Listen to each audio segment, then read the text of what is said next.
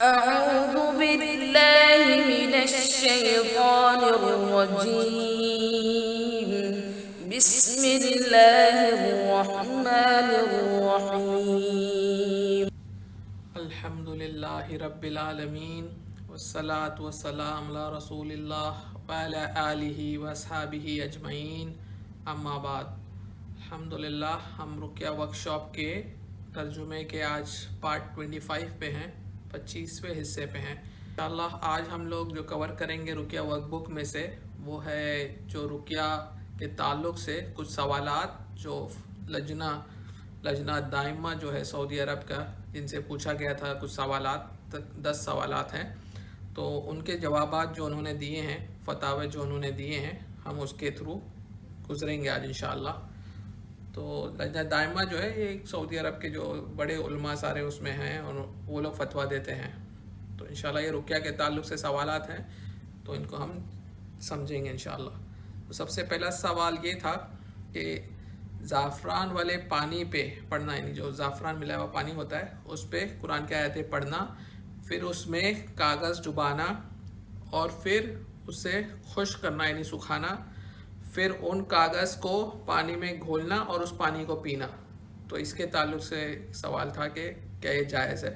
تو انہوں نے جواب دیا ہے کہ زعفران والے پانی میں پڑھنا، پھر اس میں کچھ کاغذ ڈبانا اور پھر اسے خشک کرنا،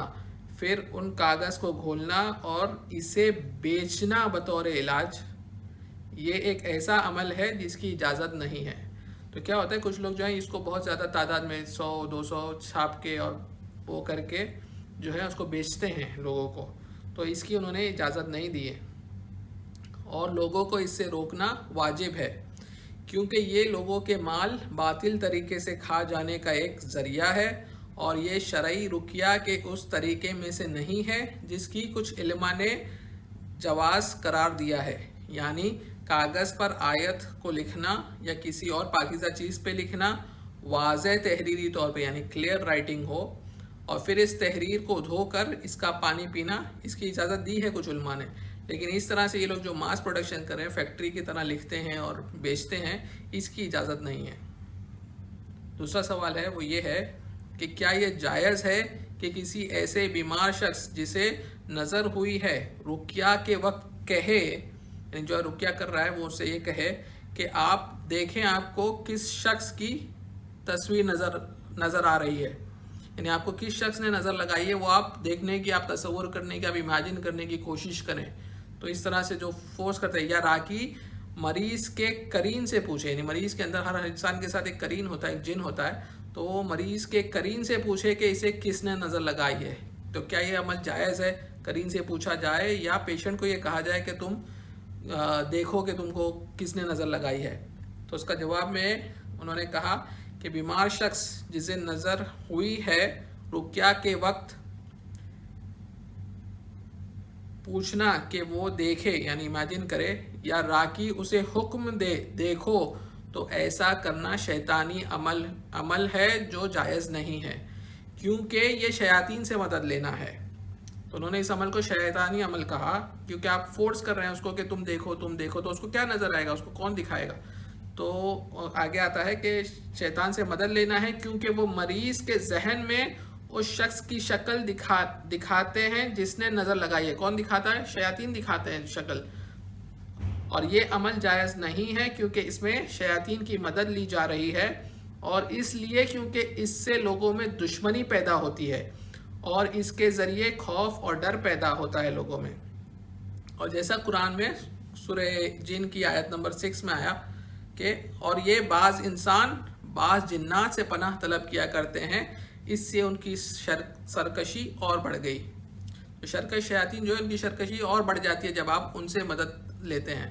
تو انہوں نے اس سے منع کیا ہے کہ آپ پیشنٹ کو فورس کریں کہ دیکھو تم کو کس نے نظر لگی۔ اس سے کیا ہوتا ہے کہ شیاطین پھر ایسے لوگوں کی تصاویر ان کے سامنے پیش کرتے ہیں، جب وہ زبردستی پش کرتا ہے اپنے آپ کو، تو جن سے پہلے ہی اس کو شک ہوتا ہے کہ ہاں مجھے اس سے حسد ہے یا اس کو مجھ سے حسد ہے، تو وہ اس طرح کے لوگوں کی تصاویر پیش کرتا ہے اور اس سے آپس میں جو ہے دشمنیاں پیدا ہو جاتی ہیں رشتہ داروں میں۔ تیسرا سوال جو ہے عورت کے جسم پر مسح کرنا یعنی وائپ کرنا یا چھونا، اس کے ہاتھ پر یا پیشانی پر یا گردن پہ بغیر کسی چیز کے یعنی ڈائریکٹ ہاتھ لگانا، اس استدلال کے ساتھ کہ یہ دباؤ پیدا کر رہا ہے اور اندر موجود جنوں کو مشکل ہو رہی ہے، خاص طور پہ کیونکہ اس طرح سے ڈاکٹرز اسپتالوں میں مریض کو چھوتے ہیں، اور اس کی حدیں کیا ہیں، یہ سوال ہے۔ تو جواب میں لکھ رہے ہیں کہ راکی کے لیے جائز نہیں ہے کہ وہ عورت کے جسم کے کسی بھی حصے کو چھوئے یا مسا کرے جس پہ وہ قرات کر رہا ہے، جس پہ وہ رقیہ کر رہا ہے، کیونکہ اس میں جو فتنہ ہے اس کی وجہ سے یہ منع ہے۔ اسے صرف تلاوت کرنا چاہیے بغیر اسے چھوئے، کیونکہ راکی کے افعال اور ڈاکٹر کے عمل میں فرق ہے۔ ایک راکی جو ہوتا ہے اس کے عمل اور ڈاکٹر کا جو طریقہ علاج ہے دونوں میں فرق ہے۔ تو ڈاکٹر کے لیے ہو سکتا ہے ممکن نہیں ہو کہ وہ مریض کے جس حصے کا علاج کر رہا ہے اسے چھوئے بغیر علاج کر سکے، لیکن اس کے برعکس، اس کا اپوزٹ، راکی جس کا عمل، اس کا طریقہ علاج کیا ہے، تلاوت کرنا اور دم کرنا ہے، تو اس میں چھونے کی مجبوری نہیں ہے، وہ ڈیپینڈنٹ نہیں ہے کہ وہ چھوئے گا تو ہی علاج ہوگا، تو وہ خالی دم کرے گا بھی پڑھ کے تو بھی انشاءاللہ علاج ہو جائے گا۔ تو اس کے لیے اس کو لیے ضروری نہیں ہے، اور وہ ڈاکٹر کے سیم رولنگ میں نہیں آتا ہے۔ اگلا سوال جو چوتھا سوال ہے وہ ہے ایک بڑی مہر بنانا یعنی اسٹیمپ، جس میں قرآن کی آیات لکھنا، دعائیں لکھنا، اس طرح سے کچھ لوگ کرتے ہیں کہ وہ اسٹیمپ بنوا لیتے ہیں، اور یعنی کچھ آیتیں جو ایک اسٹیمپ بنا لیتے ہیں جس میں جادو کی آیتیں لکھتے ہیں کہ خاص آیتیں جادو کے لیے، اور پھر کچھ دعائیں سملرلی نظر کے لیے ایک الگ اسٹیمپ بناتے ہیں، اور جن کے اثر کے لیے الگ اسٹیمپ بناتے ہیں، تو بڑے اسٹیمپ بنا کے رکھتے ہیں، پھر ان کو زعفران کے پانی میں ڈبانا اور پھر پیپر پر مہر لگانا جنہیں پھر پانی میں گھول کر پیا جائے۔ تو کیا یہ جائز ہے؟ یہ سوال ہے۔ تو وہ جواب دیتے ہیں لجنہ دائمہ، راکی کے لیے جائز نہیں ہے کہ وہ آیات کی اور اسلامی دعاؤں کی مہر بنا لے جنہیں زعفران کے پانی میں بھگا کر کاغذ پہ اسٹیمپ لگایا جائے۔ ان آیات کو لکھنے کے بدلے میں، یعنی لکھنا جو ہے وہ جائز ہے لیکن اس طرح سے کرنا جائز نہیں ہے، پھر ان کاغذ کو دھو کر پیا جائے، کیونکہ رقیہ کے شروط میں سے ہے کہ راکی کی نیت اور جس پہ رقیہ کیا جا رہا ہے اس کی نیت شفا کی ہو لکھنے کے وقت۔ تو جب وہ لکھے گا خود سے تو وہ نیت کرے گا کہ ہاں بھائی میں فلانا بھائی کو اللہ تعالیٰ شفا دے، اس کے لیے اس آیت کو لکھ کر دے رہا ہوں، لیکن یہاں جب اسٹیمپ ہو رہا ہے تو وہ سیم بات نہیں ہے، دونوں میں فرق ہے، تو ان سے انہوں نے منع کیا۔ اگلا سوال جو ہے سوال نمبر 5 کہ بیمار شخص کو بھیڑیے کی یعنی جس کو ہم ولف بولتے ہیں کی کھال سونگھانا اس دعوے کی بنا پہ کہ اس سے جن موجود ہے یا نہیں واضح ہو جاتا ہے، کیونکہ جن یعنی ان کے مطابق جو لوگ یہ کرتے ہیں وہ کہتے ہیں ان کے مطابق جن جو ہے وہ بھیڑیوں سے ڈرتے ہیں اور بھاگ جاتے ہیں اور ان کی موجودگی کا احساس سے گھبرانے لگتے ہیں، شیک کرنے لگتے ہیں۔ تو یہ سوال ہے۔ اس کے جواب میں وہ کہتے ہیں کہ ایک راکی بیمار شخص کو بھیڑیے کی یعنی ولف کی کھال سنگھائے تاکہ پتہ چلے اس پر جن ہے یا جن کا اثر ہے یا نہیں ہے، یہ جائز نہیں ہے، کیونکہ یہ جادوئی دھوکہ دینے کی ایک قسم ہے اور غلط عقیدہ ہے، بد عقیدگی ہو رہی ہے یہاں پہ، لہٰذا اس کی سختی سے ممانعت کرنا واجب ہے۔ ان کا یہ قول کہ جن بھیڑیوں سے ڈرتے ہیں تو اس بات کی کوئی بنیاد نہیں ہے، یعنی قرآن و حدیث سے اس بات کی کوئی بنیاد نہیں ملتی۔ تو اس پہ دھیان دے کہ کوئی شخص یہ کہہ سکتا ہے کہ اس طریقے میں اگر ہم بھیڑیے کی وہ کہیں سے ہم کو مل جاتی ہے جلد اور ہم اس کو سنگھا رہے ہیں تو اس میں تو شرک نہیں ہے، تو پھر کیوں منائی ہے؟ تو اس میں اس لیے منائی ہے کہ یہ جو طریقہ ہے اس کا استعمال اس لیے نہیں جائز ہے کیونکہ یہ بدعقیدگی پیدا کرا، یہ آپ نے کہاں سے سیکھا، اس کی کوئی دلیل نہیں ہے۔ تو کوئی بھی چیز جس کی نسبت ہمارے دین سے نہیں ہے، قرآن اور حدیث سے آپ کو نہیں ملتی ہے، جو آپ نے کسی اور طریقوں سے کسی غیر مذہب کے لوگ جو ہیں وہ اس طرح سے علاج کر رہے ہیں اور آپ ان طریقوں کو اور ان عقیدوں کو اور ان کی باتوں کو ان کی تعلیمات کو لے لو، تو یہ طریقہ جو ہے بدعقیدگی کا وہ ہمارے آپ کے رقیہ کو جو شرعی طریقے کے مخالف ہو جائے گا، تو وہ جائز نہیں ہوگا۔ اور ہم اس طرح کی باتیں بھی جو بلا دلیل ہوں، جیسے کہ بھیڑیوں سے جن ڈرتے ہیں، اس بات کی کیا دلیل ہے؟ کوئی دلیل نہیں ہے، تو بلا دلیل کی باتوں کو بغیر علم کے باتوں کو نہیں مانتے۔ چھٹا سوال جو ہے وہ ہے کہ رقیہ کے دوران مائک پہ قرآن کی تلاوت کرنا یا فون پر کرنا یا بہت سارے لوگوں پہ ایک ساتھ پڑھنا، تو کیا یہ جائز ہے؟ تو اس کا جواب کہتے ہیں کہ رقیہ صرف وہی ہے جو بیمار شخص پہ براہ راست پڑھا جائے، یعنی بیمار شخص آپ کے سامنے بیٹھا ہو، آپ اس پر پڑھیں، نہ کہ مائک کے ذریعے، نہ ہی ٹیلی فون کے ذریعے، کیونکہ یہ اس کے مخالف ہے جو اللہ کے نبی صلی اللہ علیہ وسلم اور صحابہ رضی اللہ تعالیٰ عنہم نے کیا، اور یہ رقیہ کے معاملات میں ان کے عمل کی اچھی اتباع کے خلاف ہے۔ اور رسول اللہ صلی اللہ علیہ وسلم نے فرمایا، جس نے ہمارے اس دین میں کوئی نئی چیز ایجاد کی جو ہم نے نہ کی ہو وہ رد کیا جائے گا۔ تو یہ حدیث ہے جو مسلم شریف کی ہے۔ تو یہ جو فتویٰ ہے اس سے ہم کو یہ سمجھ میں آیا کہ رقیہ جو کرتے ہیں کہ ایک ساتھ مائک پہ کچھ لوگ کرتے ہیں کہ مائک لے لیا، وہ سارے لوگوں کو بٹھا دیا، پڑھ رہے ہیں اور اسی میں دم کر رہے ہیں، تو یہ تو بدعت ہے، ٹھیک ہے، یہ جائز نہیں ہے، یہ صحیح طریقہ نہیں ہے رقیہ کا۔ لیکن کبھی کبھی جو ہوتا ہے ضرورت ہے، جیسے آپ کسی کے گھر میں جا رہے ہیں، اب اس میں دونوں لوگ بیمار ہیں، دو لوگ بیمار ہیں، تو آپ پہلے ایک کو لے کے بیٹھیں گے، ایک پہ پڑھیں گے، پھر دوسرے کو لے کے دوسرے پڑھیں گے، یہ کبھی کبھی ممکن نہیں ہوتا ہے، تو اس کی گنجائش ہے کہ آپ 2 لوگوں پہ 3 لوگوں پہ ایک گھر کے لوگ ہیں تو آپ پڑھ سکتے ہیں۔ اور جس طرح سے جو گروپ رقیہ بھی ہوتا ہے، اس کو جو پسند تو نہیں کرتے، لیکن کئی بار جو ہے کئی مخلص جو ساتھی ہیں جو رقیہ کا علاج کر رہے ہیں، صحیح طریقوں سے کر رہے ہیں، وہ بھی کہتے ہیں کہ ہم کو یہ کرنے کی مجبوری آ گئی ہے، کیونکہ ہم اتنے زیادہ پیشنٹس آتے ہیں کہ انڈیویجول ایک شخص پہ اگر پڑھیں گے تو دن رات ختم ہو جائے گا، لیکن وہ سب پہ نہیں پڑھ پائیں گے، تو اس کے لیے مجبوری کے تحت وہ جانتے ہیں کہ یہ طریقہ جو ہے افضل طریقہ نہیں ہے، ایک دم معتبر طریقہ نہیں ہے، لیکن مجبوری کے تحت لوگوں کی مدد کرنے کے نیت سے وہ اس طریقے کو استعمال کرتے ہیں، اور ہمیں اللہ سے امید ہے کہ اللہ تعالیٰ جو ہے ان کے اخلاص کے ساتھ اور اس کے ساتھ اس چیز کو قبول کرے،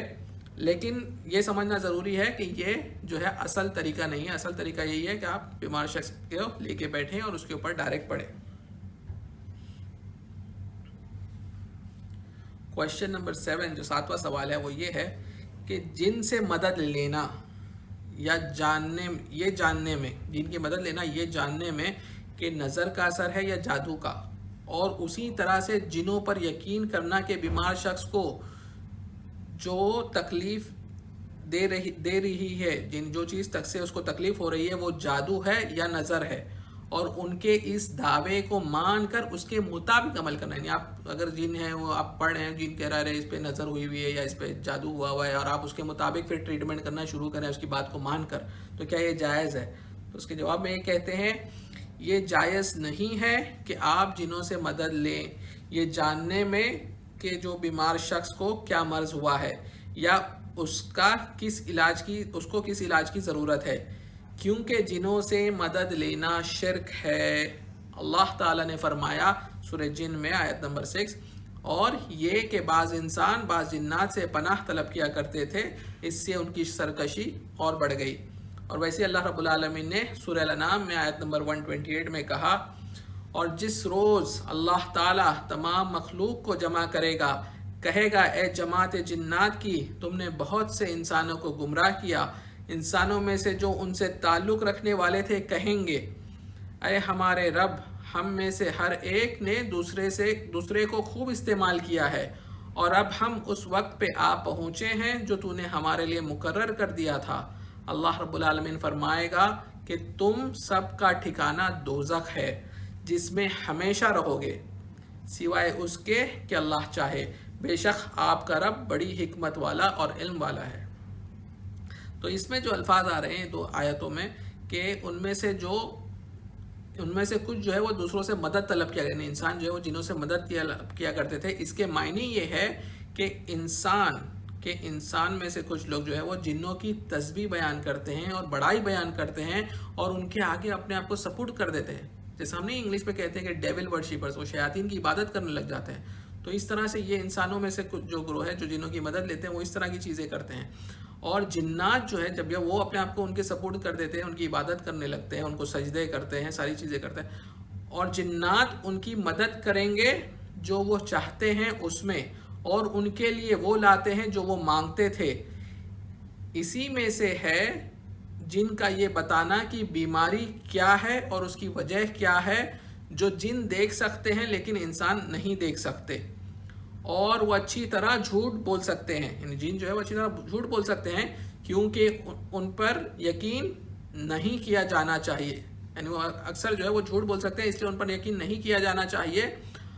اور ان پر یقین کرنا جائز نہیں ہے۔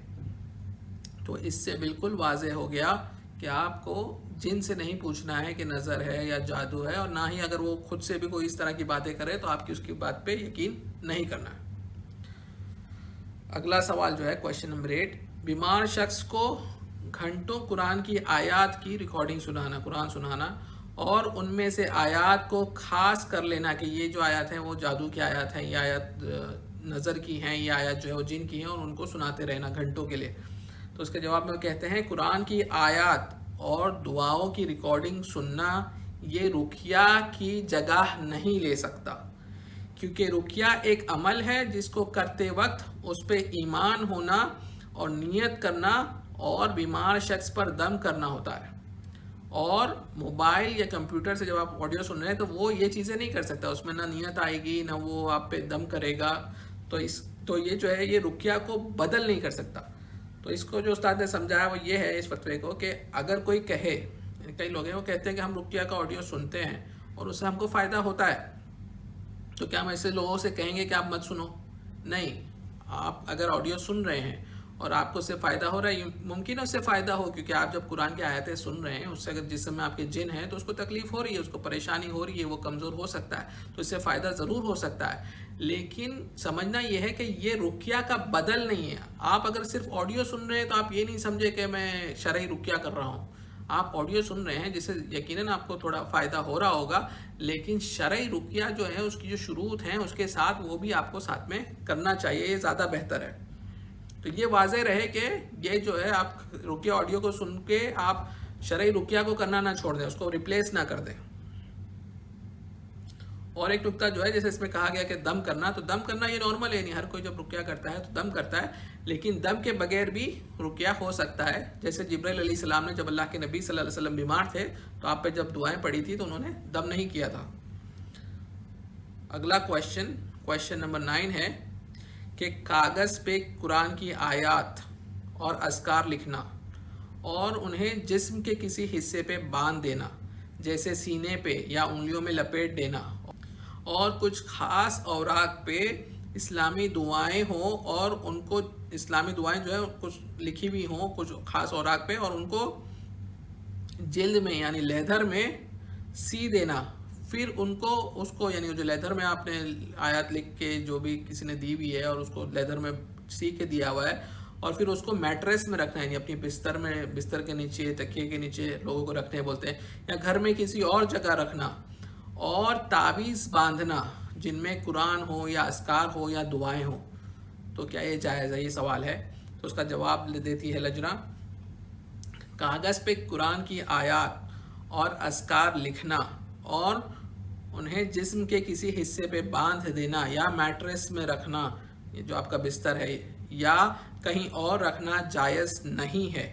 کیونکہ یہ تعویذ پہننے اور رکھنے کے ممنوع عمل کے تحت آتا ہے،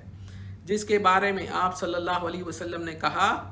جو بھی تعویذ پہنتا ہے اللہ اس کے مقصد کو پورا نہ کرے، اور آپ صلی اللہ علیہ وسلم نے کہا دوسری حدیث میں،